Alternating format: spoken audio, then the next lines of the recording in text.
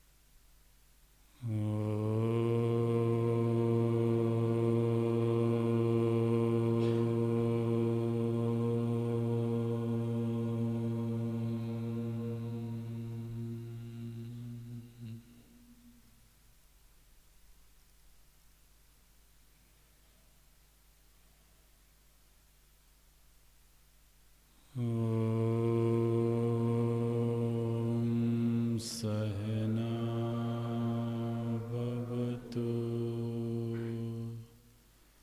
सहनौ भुनक्तु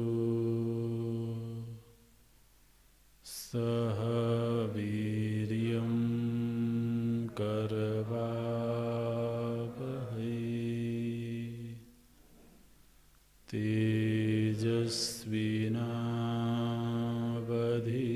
तेजस्विनावधीतमस्तु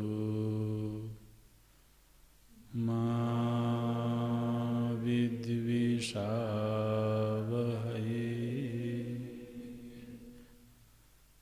ॐ शान्तिः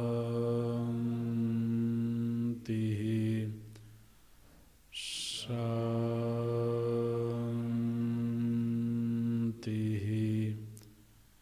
शान्तिः।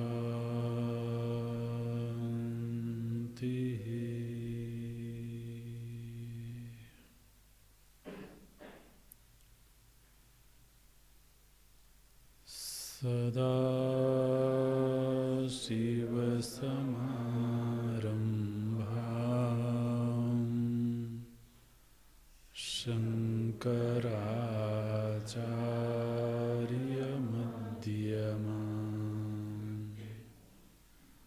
अस्मदाचार्यपर्यन्ताम्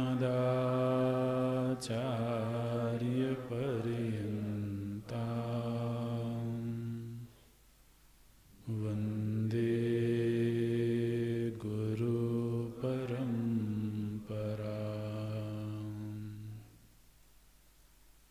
शङ्करं शङ्कराचार्यं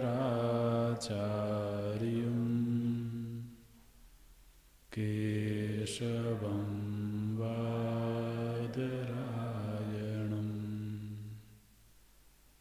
सूत्रभाष्यकृतो वन्दे भगवन्तो पुनः पुनः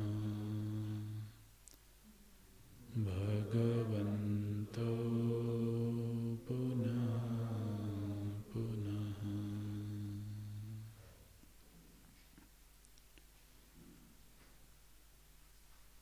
ॐ आप्यायन्तु ममाङ्गानि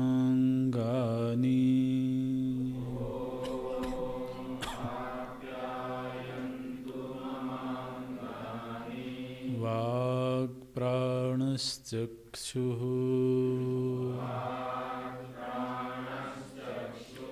श्रोत्रमथो बलमिन्द्रियाणि च सर्वाणि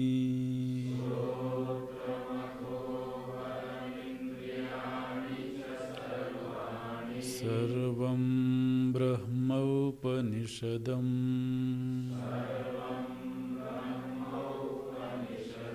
माहं ब्रह्म निराकुर्याम्।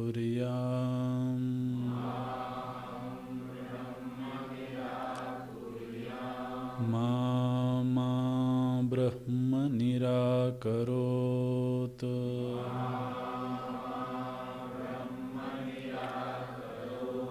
अनिराकरणमस्त्वनिराकरणं मेस्तु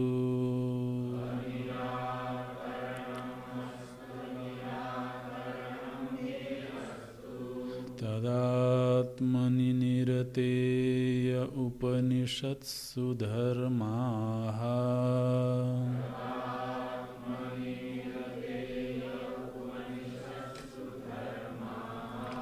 ते मयि सन्तु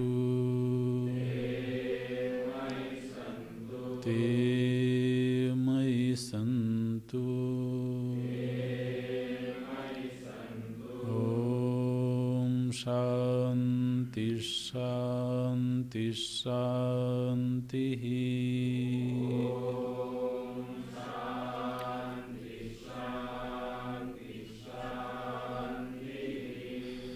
न तत्र चक्षुर्गच्छति न वाग्गच्छति नो मनो न विद्मः न विजानीमः यथैतदनुशिष्यात्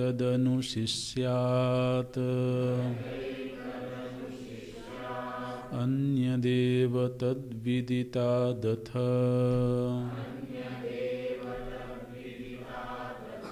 अविदितादधि इति शुश्रुमपूर्वेषाम्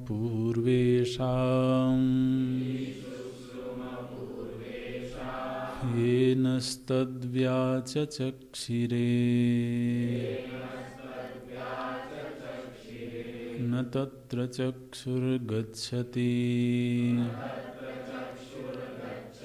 न वाग्गच्छति नो मनो न विद्मः न विजानीमः यथैतदनुशिष्यात् अन्यदेव विदितादथो अविदितादधि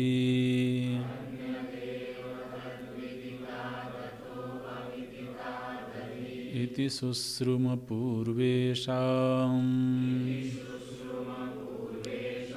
येनस्तद्व्याचचक्षिरे येनस्तद्व्याचचक्षिरे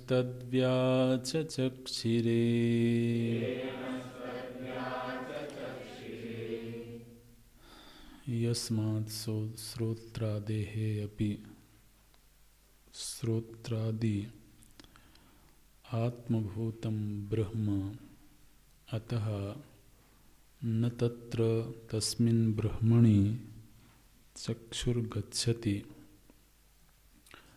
स्वात्मनि गमनासंभवात् तथा न वाग्गच्छति वाचा ही शब्द उच्चार्यमाणः अभिधेयं प्रकाशयति यदा तदा अभिधेयं प्रति वाग्गच्छति इति उच्यते।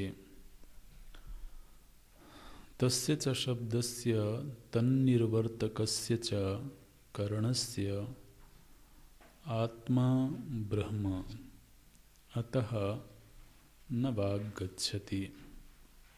यथा अग्निर्दाहकः प्रकाशकश्चापि सन् न हि आत्मानं प्रकाशयति दहति च तद्वत् नो मनो मनश्च अन्यस्य संकल्पयित्री अध्यवसायित्री च सदात्मानं न संकल्पयति अध्यवस्यति च तस्यापि ब्रह्म आत्मा इति इंद्रियमनोभ्यां हि वस्तुनः विज्ञानं तद् अगोचरत्वात् न विद्मः तद्ब्रह्म ईदृशम् इति अतः न विजानीमः यथा येन प्रकारेण एतद्ब्रह्म अनुशिष्यात् उपदिशेत् शिष्याय इति अभिप्रायः।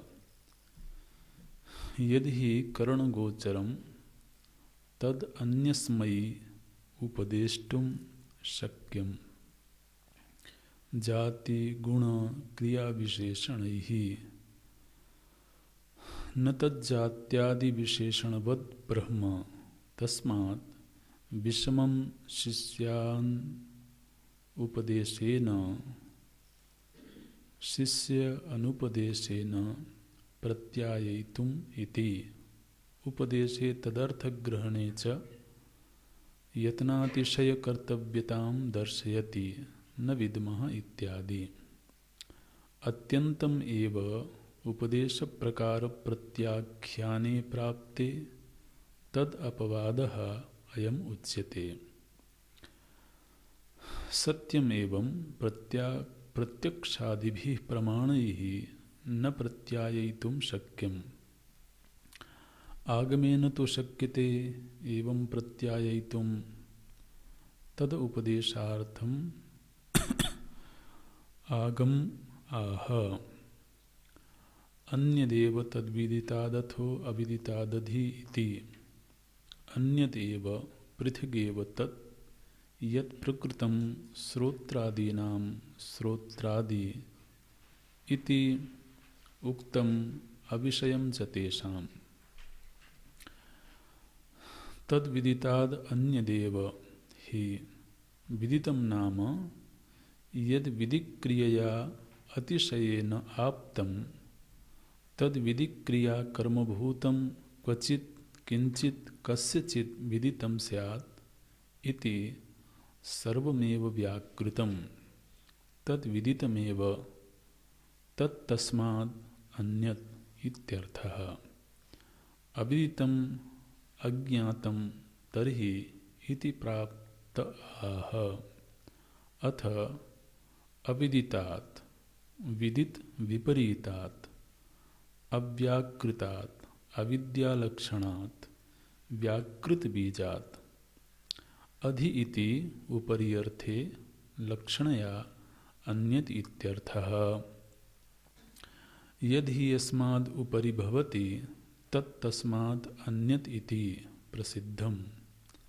यद्विदितं तदल्पं मर्त्यं दुःखात्मकं च इति हेयम्। तस्मात् विदितात् अन्यद् ब्रह्म इति उक्ते तु अहेयत्वम् उक्तं स्यात्, तथा अविदिताद् अधि इति उक्ते अनुपादेयत्वम् उक्तं स्यात्। कार्यार्थं हि कारणम् अन्यत् अन्येन उपादीयते अतः अतश्च न वेदितुः अन्यस्मै प्रयोजनाय अन्यद् उपादेयं भवति इति। एवं विदिताविदिताभ्याम् अन्यद् इति हेय उपादेय प्रतिषेधेन स्वात्मनः अन्यद् ब्रह्म विषया जिज्ञासा शिष्यस्य निवर्तिता स्यात्। न हि अन्यस्य स्वात्मनः विदिताविदिताभ्याम् अन्यत्वं वस्तुनः संभवति इति आत्मा ब्रह्म इति एष वाक्यार्थः। अयमात्मा ब्रह्म यः आत्मा अपहत पाप्मा यत् साक्षात् अपरोक्षात् ब्रह्म यः आत्मा सर्वान्तरः इत्यादि श्रुत्यन्तरेभ्यश्च इति। एवं सर्वात्मनः सर्वविशेषरहितस्य चिन्मात्रज्योतिषः ब्रह्मत्वप्रतिपादकस्य वाक्यस्य आचार्योपदेशपरम्परया प्राप्तत्वम् आह इति शुश्रुम इत्यादि। ब्रह्म च एवं आचार्योपदेशपरम्परया एव अधिगन्तव्यं न तर्कतः प्रवचन मेधा बहुश्रुत तपो यज्ञादिभ्यश्च इति। एवं शुश्रुम श्रुतवन्तः वयं पूर्वेषाम् आचार्याणां वचनं। ये आचार्या नः अस्मभ्यं तद्ब्रह्म व्याचचक्षिरे व्याख्यातवन्तः विस्पष्टं कथितवन्तः तेषाम् इत्यर्थः।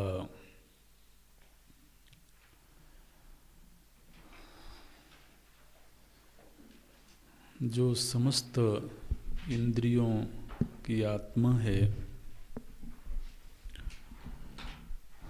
वह किस प्रमाण का विषय है, किस प्रमाण का प्रमेय है, इस प्रश्न के उत्तर में श्रुति माता बोलती हैं, न तत्र चक्षुर्गच्छति, वह चक्षु आदि प्रत्यक्ष इंद्रियों का विषय नहीं है। न वाग गच्छति, और जो लौकिक वाणी है वह लौकिक वाणी भी उसका निर्वचन नहीं कर सकती है। नो मनो, वह अनुमान आदि प्रमाणों का भी विषय नहीं है, और चूंकि वह इनमें से किसी भी प्रमाण का विषय नहीं है,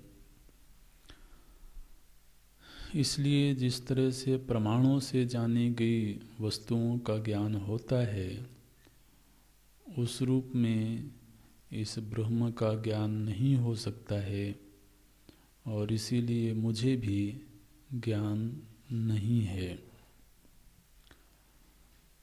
ज्ञान नहीं है माने ज्ञान का निषेध नहीं किया गया है, चूंकि वह प्रमाणों से नहीं जाना जा सकता है,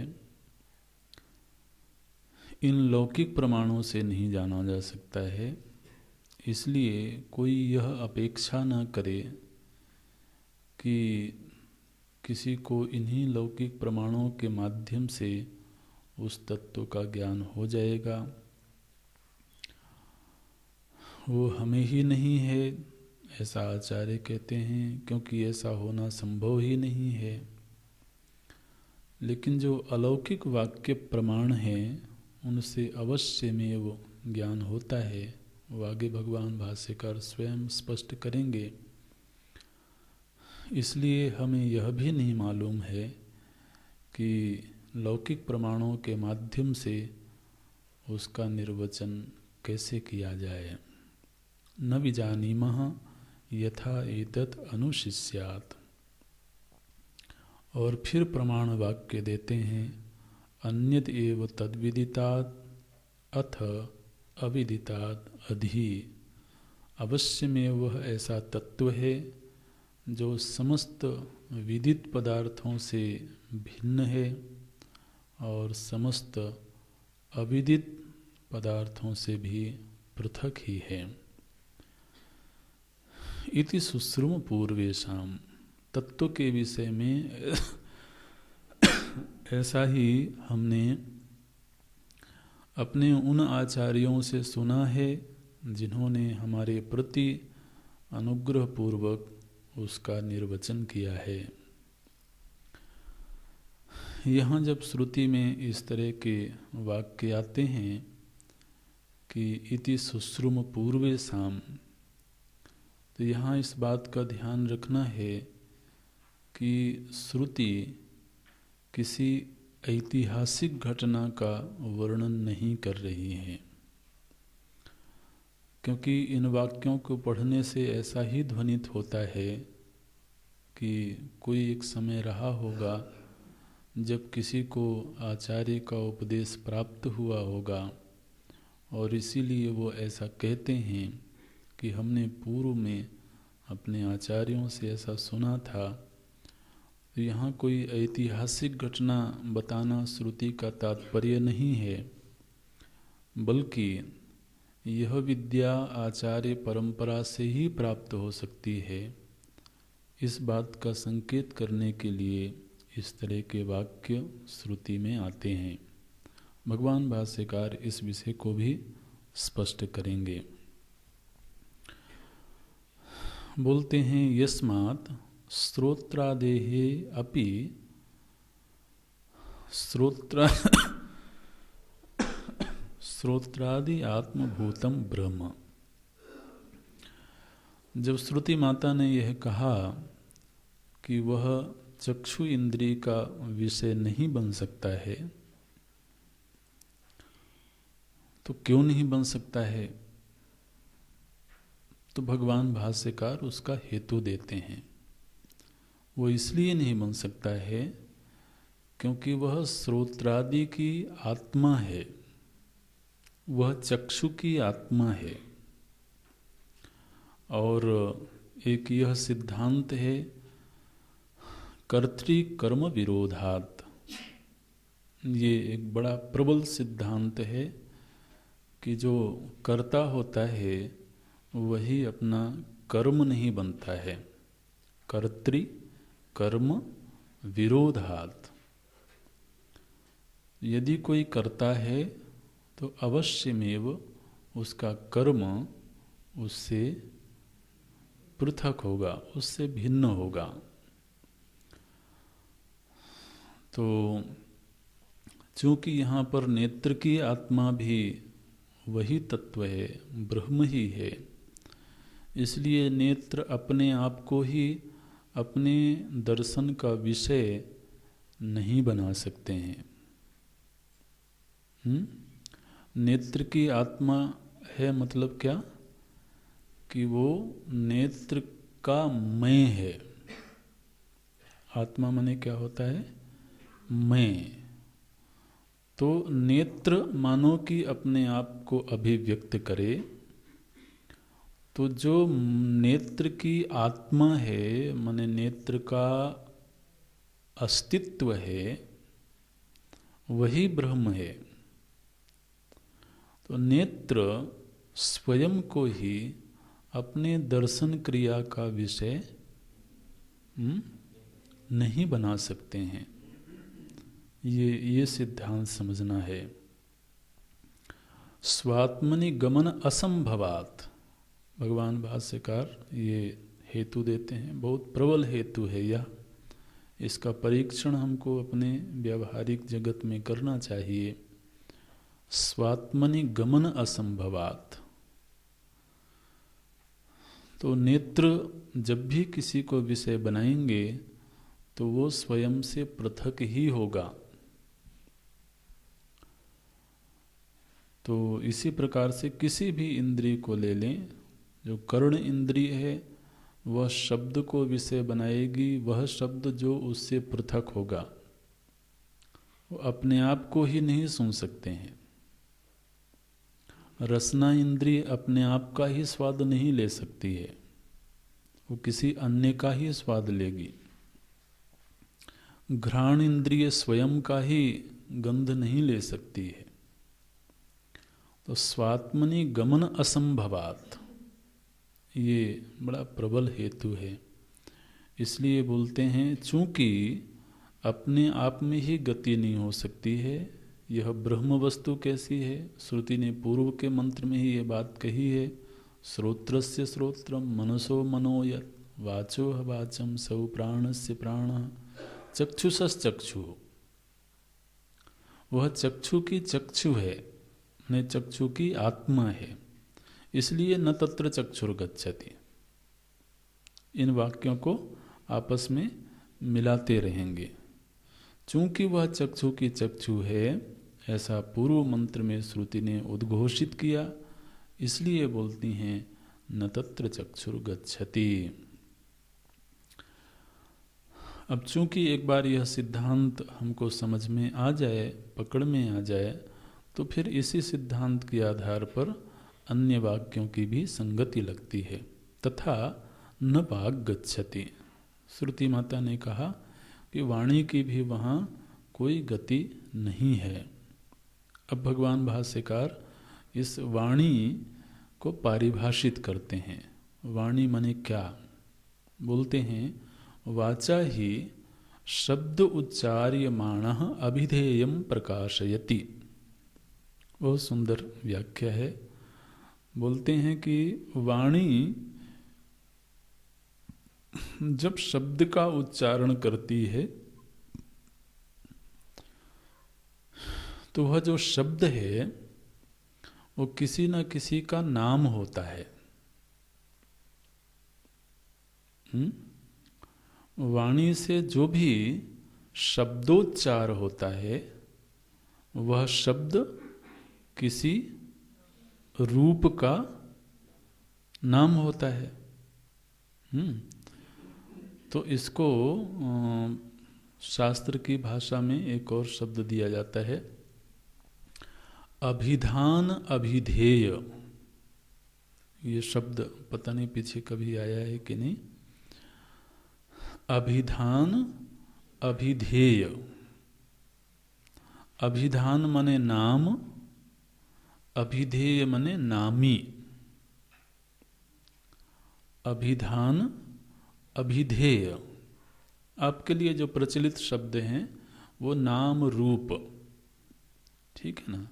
तो प्रत्येक रूप का कोई न कोई नाम होता है।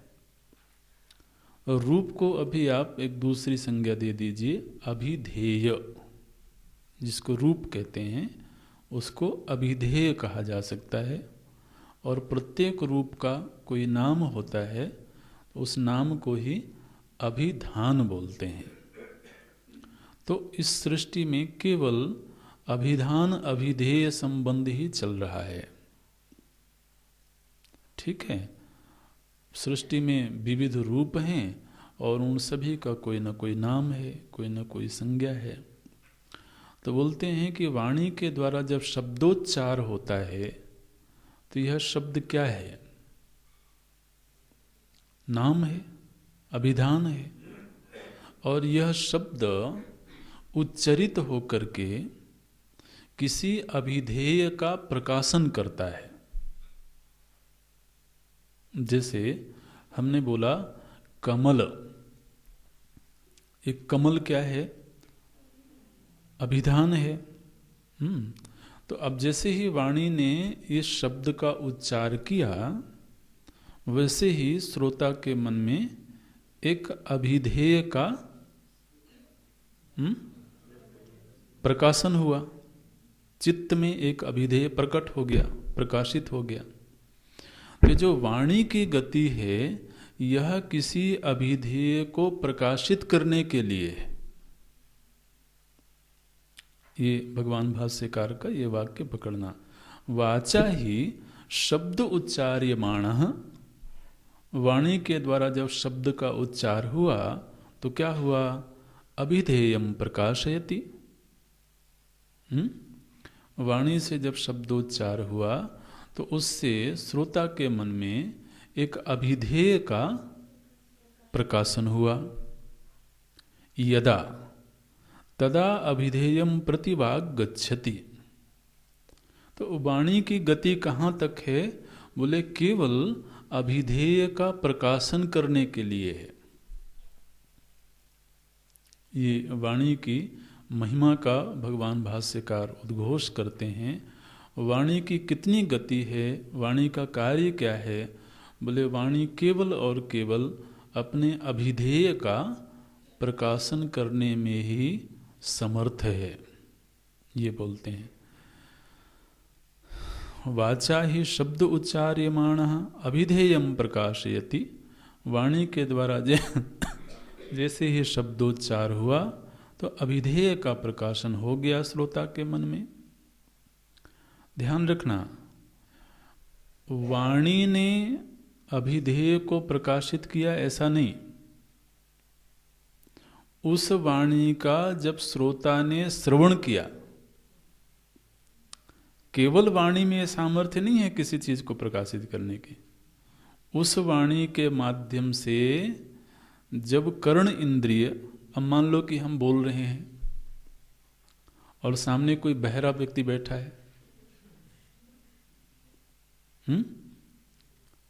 तो हम बोल तो रहे हैं, वाणी शब्दोच्चार हो रहा है, लेकिन शब्दोच्चार होने मात्र से अभिधेय का प्रकाशन नहीं होगा।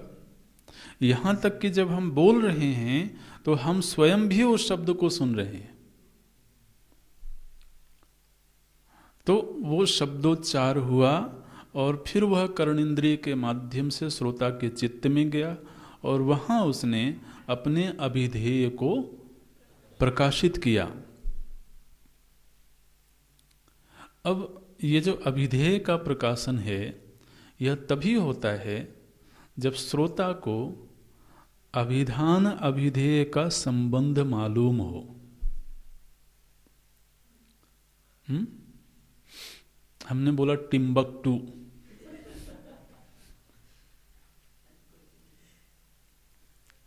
अब आपके चित्त में कौन सा अभिधेय प्रकट हुआ? कुछ प्रकट हुआ? नहीं हुआ, क्योंकि ये एक अभिधान है। इसके अभिधेय की संगति हम नहीं लगा पा रहे, क्योंकि हमें मालूम नहीं है कि वो क्या चीज है। तो इसको क्या बोलेंगे?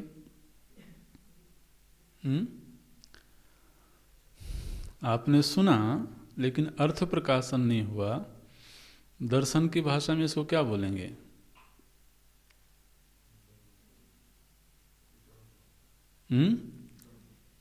फिर से बोलिए। विकल्प। ये हम सुनना चाहते थे, अभी 2 दिन पहले तो पढ़ा है। 5 प्रकार की वृत्तियां होती है ना, प्रमाण, विपर्य, विकल्प, निद्रा, स्मृति। तो उनमें जो विकल्प है उसमें शब्द का श्रवण हुआ है लेकिन वस्तु शून्य विकल्प ये है। तो श्रोता के मन में अभिधेय प्रकट हुआ, अभिधेय प्रकाशित हुआ। ये कब हुआ? जब अभिधान और अभिधेय इन दोनों का संबंध वक्ता को भी मालूम है और श्रोता को भी मालूम है। ऐसे है। तो जो शब्द है इसकी गति केवल अभिधेय का प्रकाशन करने में ही है। अब मान लीजिए कोई ऐसी वस्तु हो जो अभिधेय हो ही नहीं।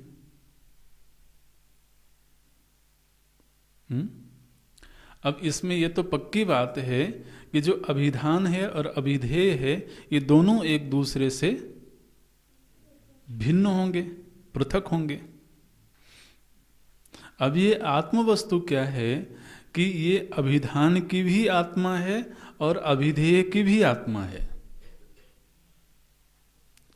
इसलिए जो अभिधान की भी आत्मा है उसको अभिधान अपना अभिधेय नहीं बना सकता है। ये भाषा पकड़ में आ रही है आपको?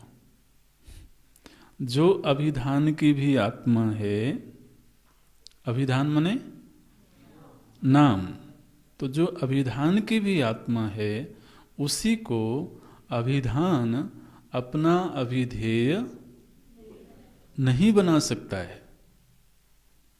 बिल्कुल भाषा वैसी ही है जैसे नेत्र अपने आप को ही अपना दृश्य नहीं बना सकते हैं, वैसे ही बोल रहे हैं। तो अभिधेयम प्रति वाग गच्छति, वाणी की गति कहाँ तक है? बोले अभिधेय को प्रकाशित करने में है। अच्छा, तस्य च शब्दस्य, जिस शब्द का उच्चार वाणी के माध्यम से हुआ है, तन्निर्वर्तकस्य च, और उसके द्वारा जो प्रकाशित अभिधेय है, निर्वर्तक माने प्रकाशित, निष्पन्न। निवर्तक नहीं पढ़ना, निवर्तक अलग चीज है। निर्वर्तकस्य, निर्वर्तकस्य माने सिद्ध होना। तो तस्य च शब्दस्य माने उस शब्द का और शब्द के द्वारा प्रकाशित अभिधेय का, च करणस्य आत्मा ब्रह्म, ये भगवान भाष्यकार बोलते हैं कि उस शब्द का माने वाणी के द्वारा उच्चारित जो शब्द है उस शब्द का और उस शब्द के माध्यम से जिस अभिधेय की सिद्धि हुई उस अभिधेय का भी दोनों की ही आत्मा ब्रह्म है। अतः न वाग्गच्छति, इसलिए वहाँ पर वाणी की गति नहीं होती है। अब आप देखिए तो वैसे तो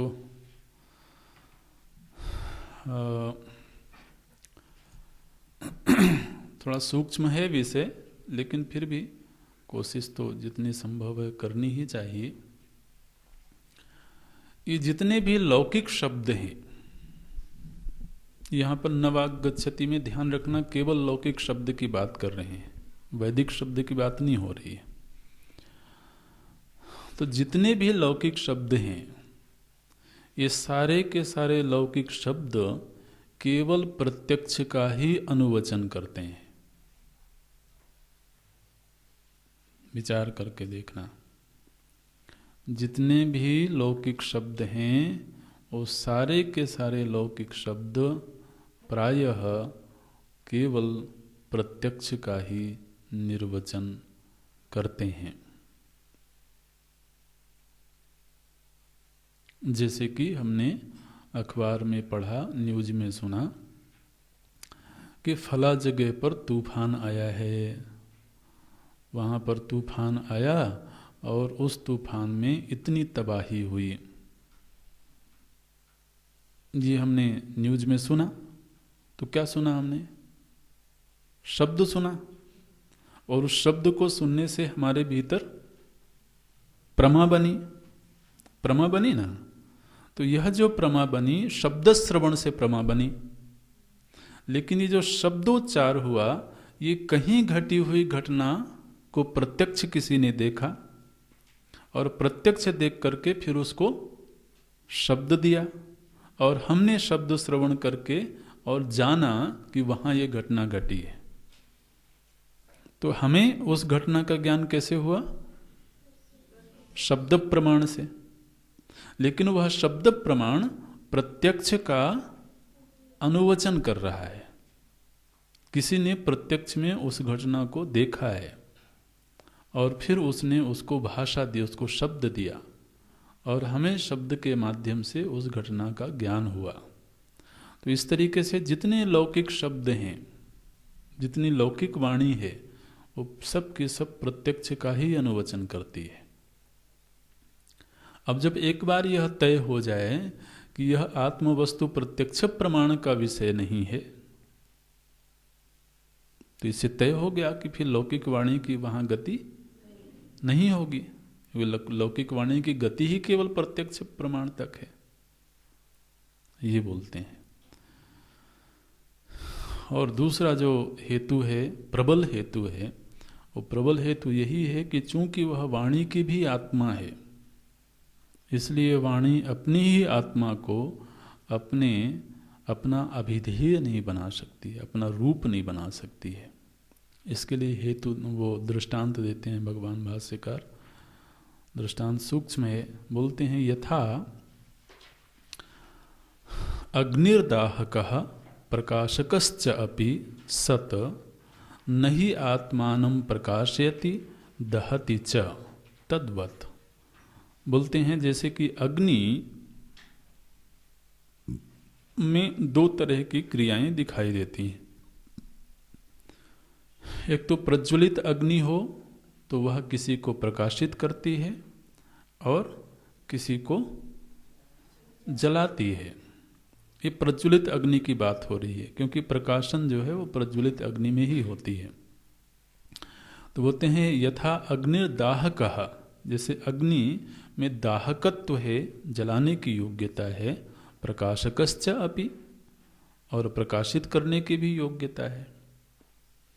तो जो अग्नि है वह किसी को जला सकती है और किसी को प्रकाशित कर सकती है, लेकिन किसी को अपने आप को नहीं। बोले अग्नि ने अग्नि को जला दिया, अग्नि ने लकड़ी को जला दिया, अग्नि ने ईंधन को जला दिया, वो ठीक है, लेकिन अग्नि स्वयं को नहीं जला सकती है। अग्नि अन्य को प्रकाशित कर सकती है, स्वयं को प्रकाशित नहीं कर सकती।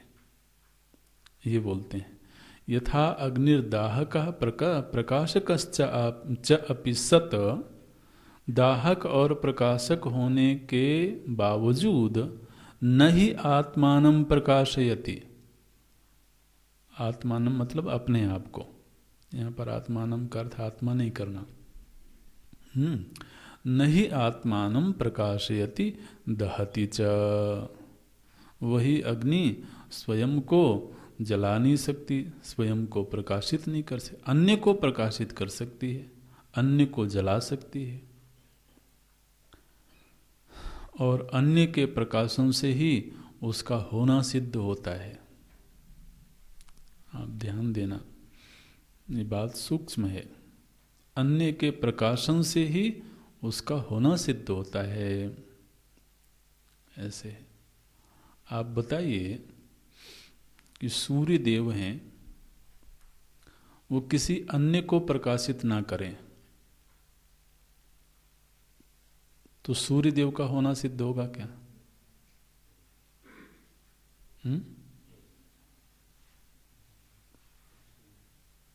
नहीं हो सकता है।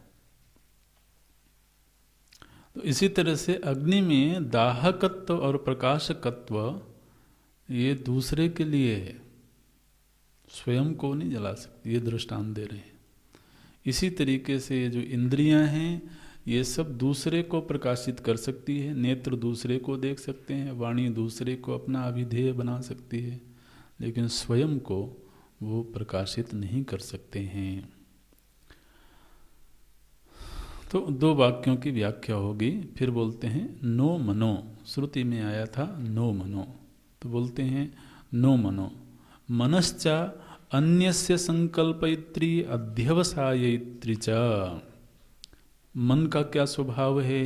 बोले मन जो अन्य का संकल्प करता है और अन्य के विषय में निश्चय करता है। अध्यवस्यति, अध्यवस्यति माने निश्चय करना। तो वह अन्य का ही संकल्प करता है, अन्य का ही निश्चय करता है। सदात्मानं न संकल्पयति अध्यवस्यति च। वह जो सत्स्वरूप आत्मा है उसका ना तो संकल्प कर सकता है और ना ही निश्चय कर सकता है। इसमें भी सिद्धांत वही है, स्वात्मनि गमन असंभवात्।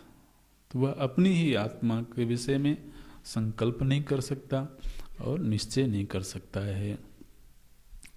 न संकल्पयति अध्यवस्यति च तस्यापि ब्रह्म आत्मा, क्योंकि यह ब्रह्म जो है ये उसकी भी आत्मा है। इति इंद्रिय मनोभ्याम ही वस्तुनः विज्ञानम तद अगोचरत्वात् न विद्मः। तो फिर अगला शब्द आया था न विद्मः।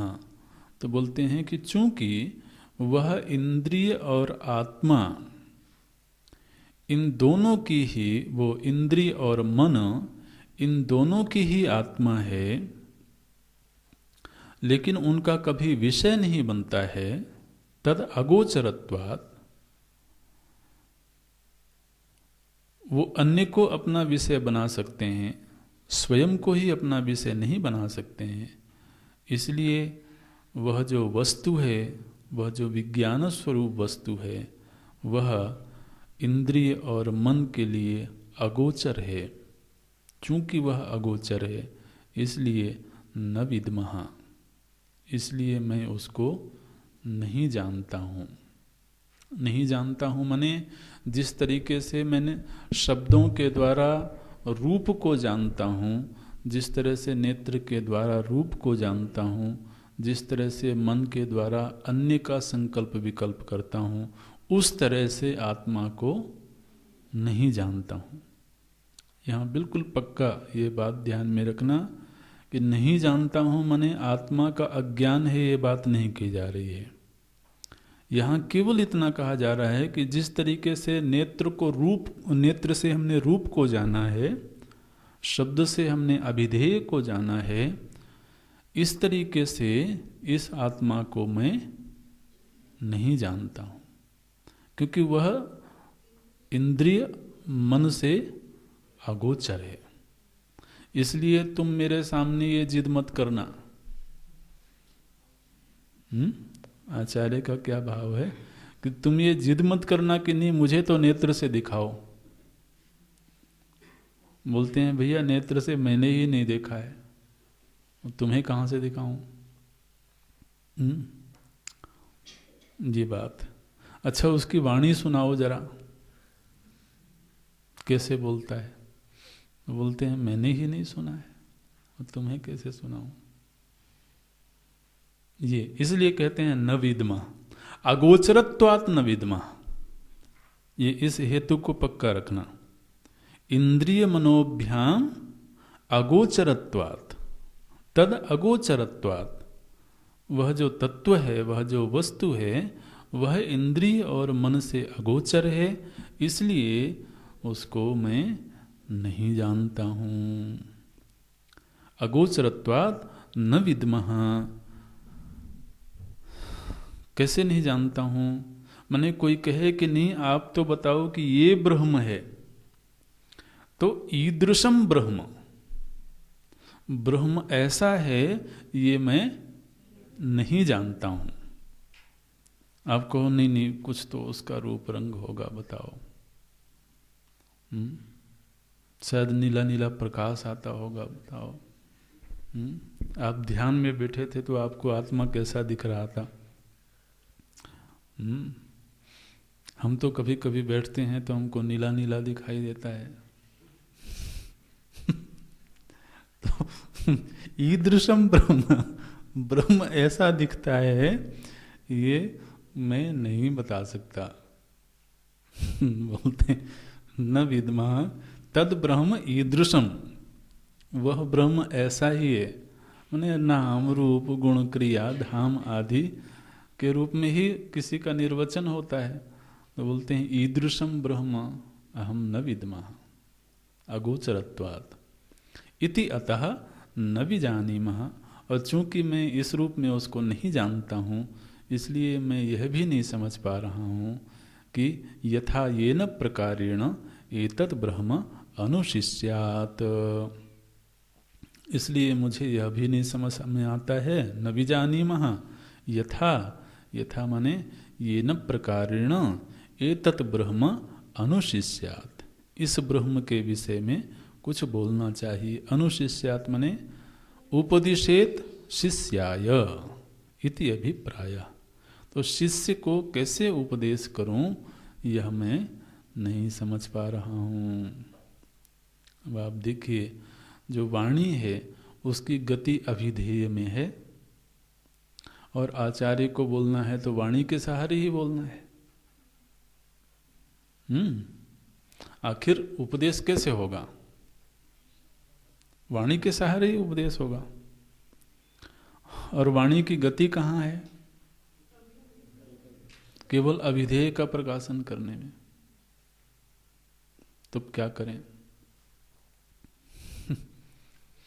इसलिए केवल लौकिक वाणी के सहारे, माने इसका सांकेतिक अभिप्राय ये है कि कोई केवल लौकिक वाणी की बात करता हो, वेद को छोड़ करके, श्रुति को छोड़ करके, और कहे कि गुरुजी आप तो मुझे भगवान का ज्ञान करवा दो। अब आपको महिमा समझ में आएगी कि श्रद्धा में जब यह बात कही गई थी, गुरु वेदांत वाक्येषु विश्वास, उसकी महिमा क्या है? क्योंकि अगर केवल गुरु होंगे और केवल लौकिक वाणी के सहारे कोशिश करें, तो लौकिक वाणी की वहां गति ही नहीं है। तो अब उस लौकिक वाणी से कैसे उसका ज्ञान करवाया जाए? इसलिए बीच में श्रुति का होना बहुत जरूरी है, उपनिषद का होना बहुत जरूरी है। तो बोलते हैं न विजानीमः यथा येन प्रकारेण एतत् ब्रह्म अनुशिष्यात् उपदिशेत शिष्याय इति अभिप्रायः। अभी जो उपदेश होता है, इसकी क्या महिमा है, इसको भगवान भाष्यकार थोड़ा खोलते हैं, स्पष्ट करते हैं। बोलते हैं यदि ही कर्ण गोचरम तद अन्यै उपदेष्टुम शक्यम। बहुत सुंदर वाक्य है, ध्यान रखना। यहाँ पर जो लिखा है आपकी पुस्तक में, वो यद अन्यस्मा, तो आप उसको काट पीट नहीं करना, क्योंकि हम अन्यस्मयी पढ़ रहे हैं, तो आप ये नहीं सोचना कि आपकी पुस्तक में कहीं मिसप्रिंट हो गया है। वो संधि है वहाँ पर।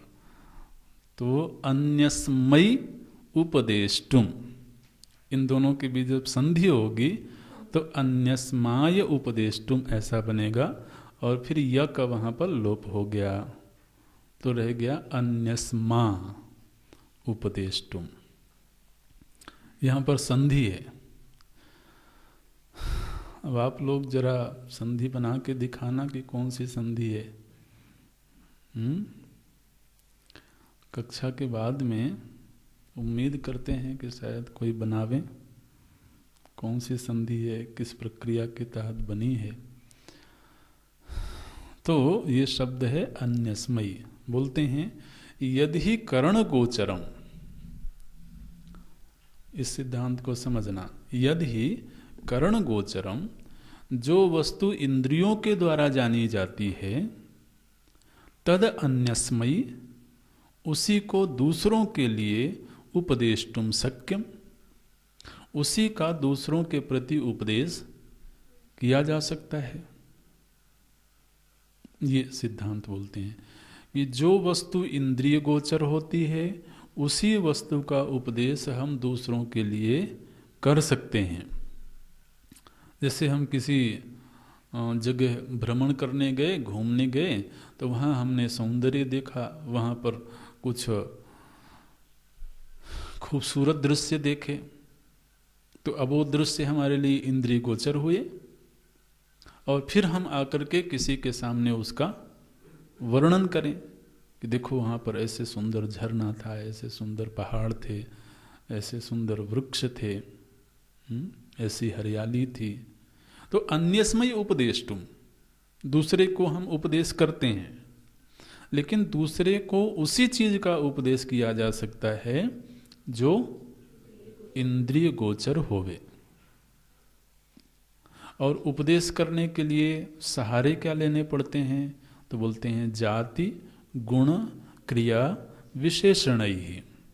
आप इसमें एक और जोड़ सकते हैं नाम, है ना। ये 5 ही माध्यम बनते हैं किसी का निर्वचन करने के लिए, जाति गुण क्रिया विशेषण ही।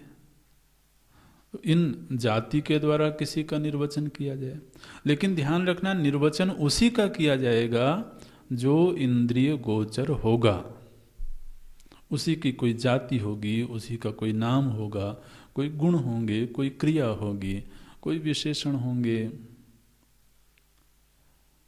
तो यहाँ पर टीका में आप देखना, टीका में इसको थोड़ा सा व्यवहार में कैसे प्रयोग किया जाता है वो करके बताते हैं। दूसरी पंक्ति में बोलते हैं ब्रह्मणः अयम इत्यादि जातितः। ये वाक्य मिला टीका में, ब्रह्मणः अयम इत्यादि जातितः।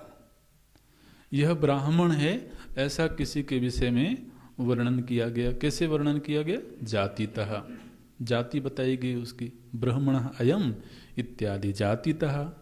अच्छा, कृष्णः अयम इत्यादि गुणतः, वो कृष्ण वर्ण है।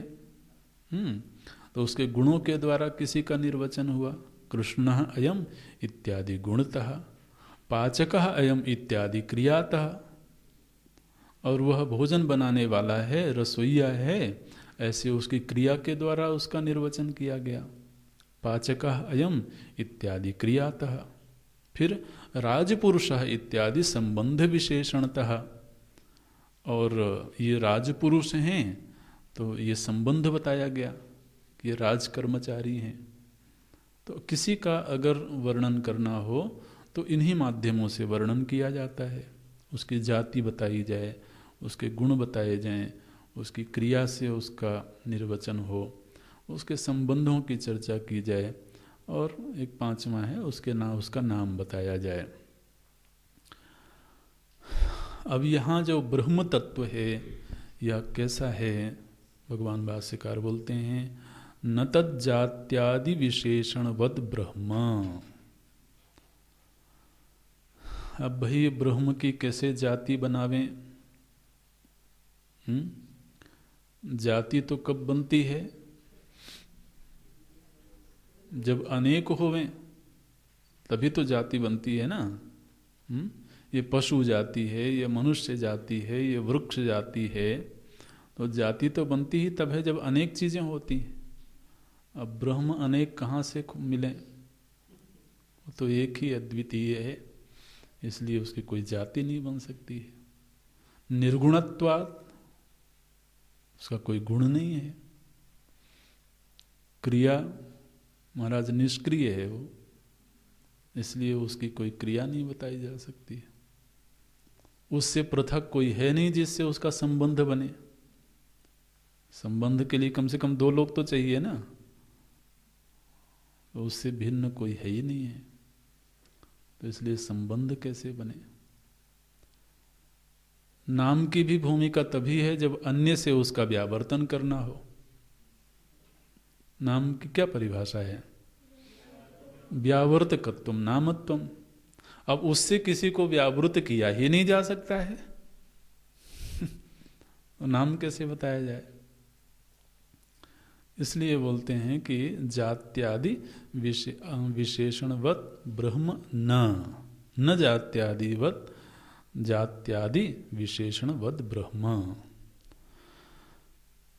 तस्मात्, चूंकि यहाँ पर यह दिक्कत है, इसलिए विषमं शिष्यान उपदेशेन प्रत्यायितुम इति, इसलिए शिष्य को समझाना बहुत ही मुश्किल काम है। विषमम बड़ा कठिन काम है तस्माद विषमम, इसलिए यह बिल्कुल असंभव जैसा मालूम पड़ता है, मुश्किल मालूम पड़ता है।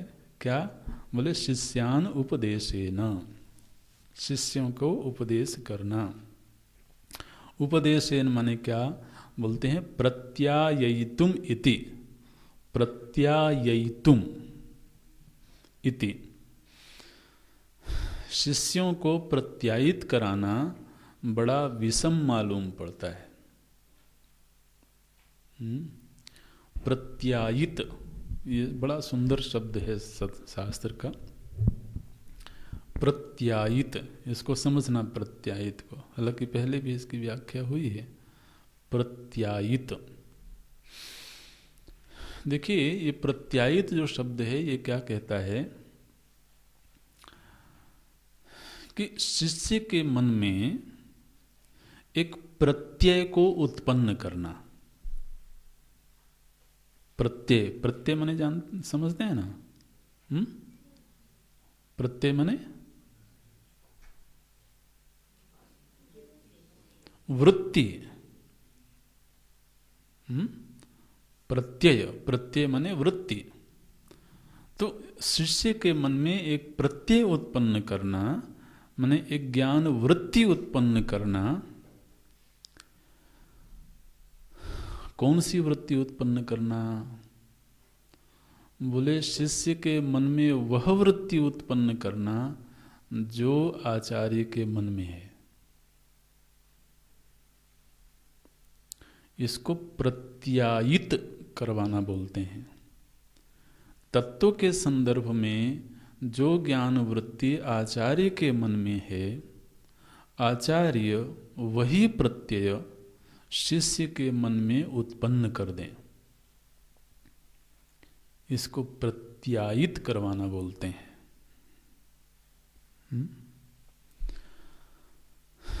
तभी तो शिष्य को बोध होगा, और कैसे होगा? और तो कोई माध्यम है नहीं। अब आप सोचिए कि जो प्रत्यायित करवाना है ये कितना बड़ा कमिटमेंट है। वैसा ही प्रत्यय बने, क्योंकि उसमें कोई भी एरर होगा, कोई भी दोष होगा तो वो फिर प्रमा नहीं होगी। प्रमा तो तभी बनेगी जब वह अबाधित हो, असंदिग्ध हो, स्मृति विलक्षण हो। तो असंदिग्ध अबाधित प्रमा का जो जन्म है वह शिष्य के हृदय में हो जाए, वैसी ही प्रमा बन जाए जैसी आचार्य के हृदय में है। ये तभी संभव होता है जब दोनों तरफ से कमिटमेंट हो। आचार्य में भी ये संकल्प हो कि मुझे ये विद्या प्रदान करना है, यह विवेक उत्पन्न करना है शिष्य के मन में, और शिष्य के मन में भी ये योग्यता हो कि मैं ग्रहण करने को प्रस्तुत हूँ। तब जाकर के ये प्रत्यायित करने की घटना घटती है। इसलिए आपको याद होगा द्वितीय मंत्र का भाष्य जब भगवान भाष्यकार लिख रहे थे तो वहाँ पर पहली ही बात भगवान भाष्यकार ने कही थी। क्या कहा था?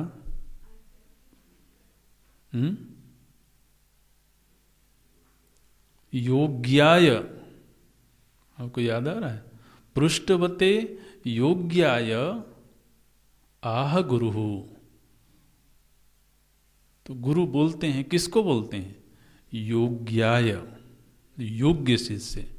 योग्य माने वो कमिटेड है, वो लेने के लिए प्रस्तुत है, लेने के लिए तैयार है,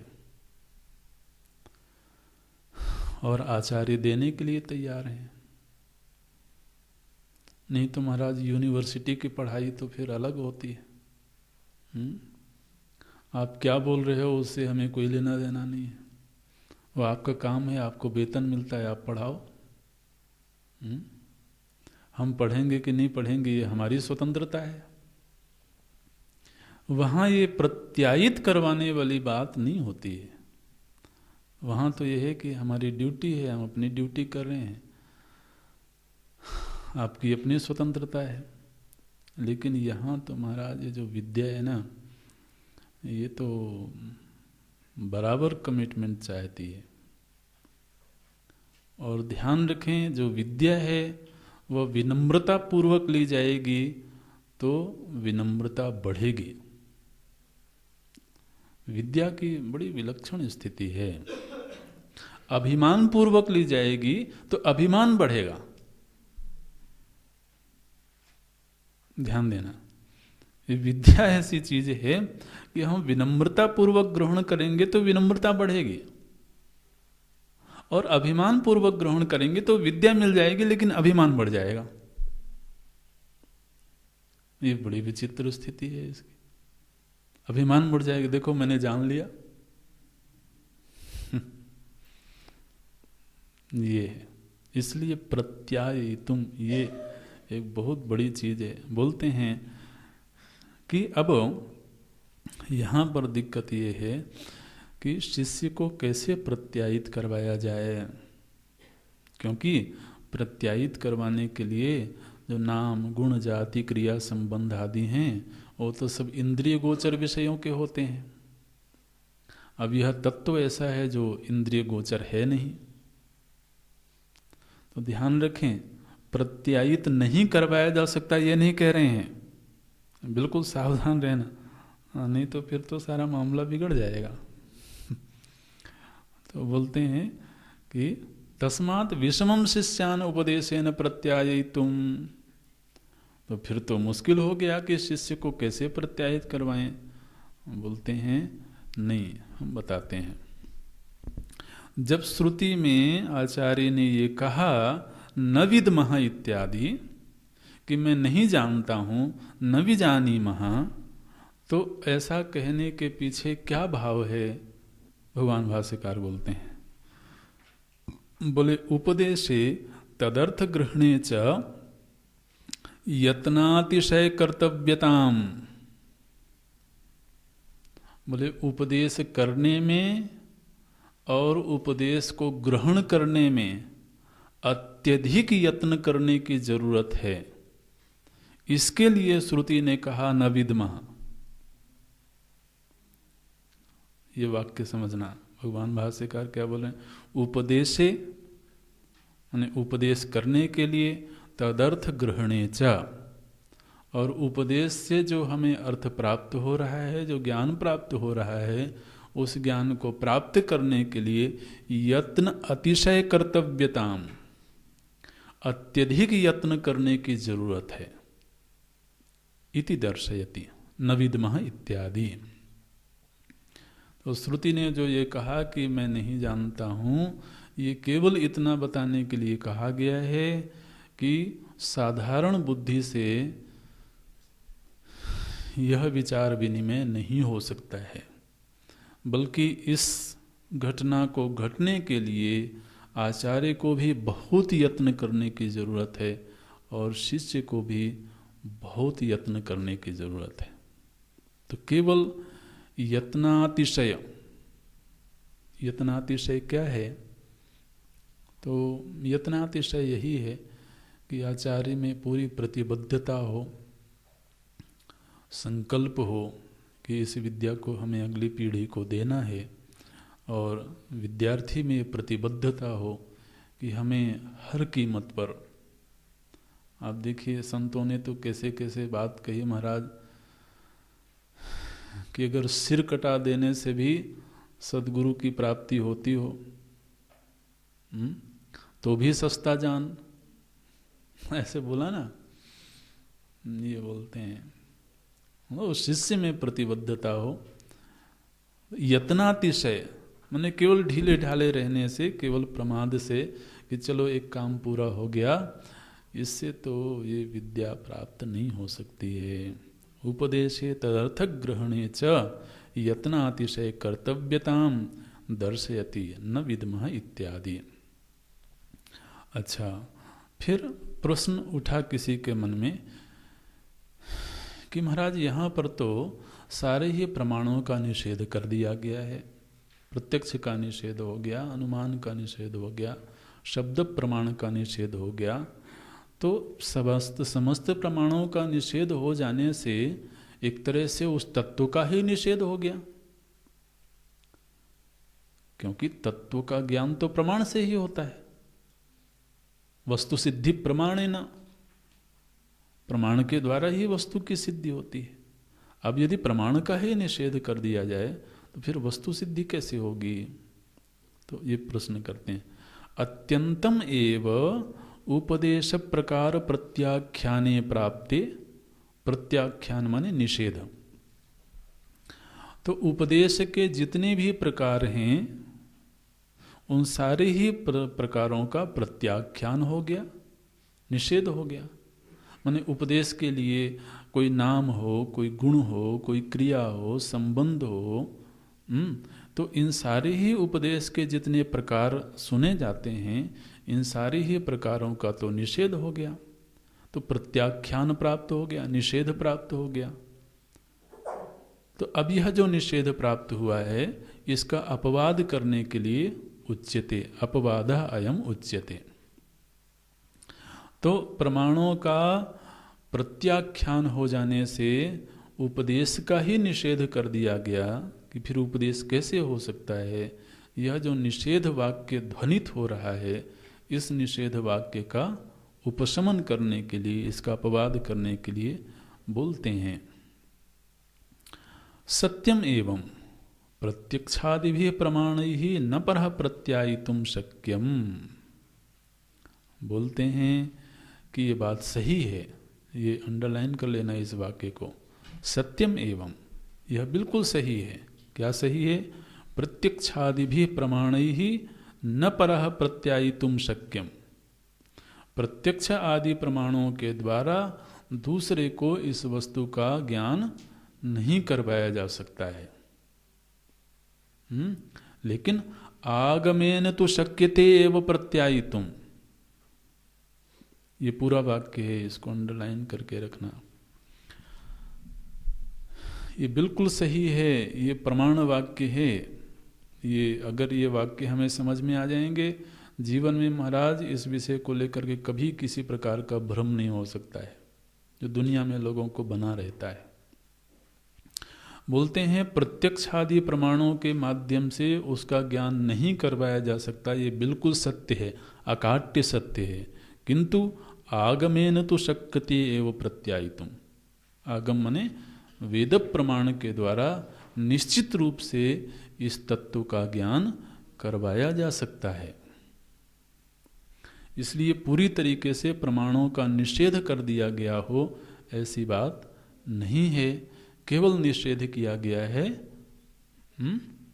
प्रत्यक्षादि प्रमाणों का, वेद प्रमाण का नहीं।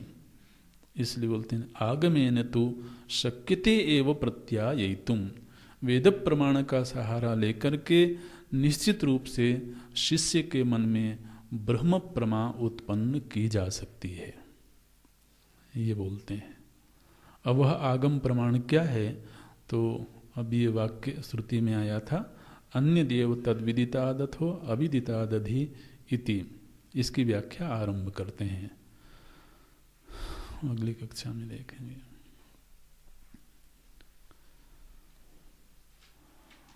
ओम पूर्णमदः पूर्णमिदं पूर्णात् पूर्णमुदच्यते पूर्णस्य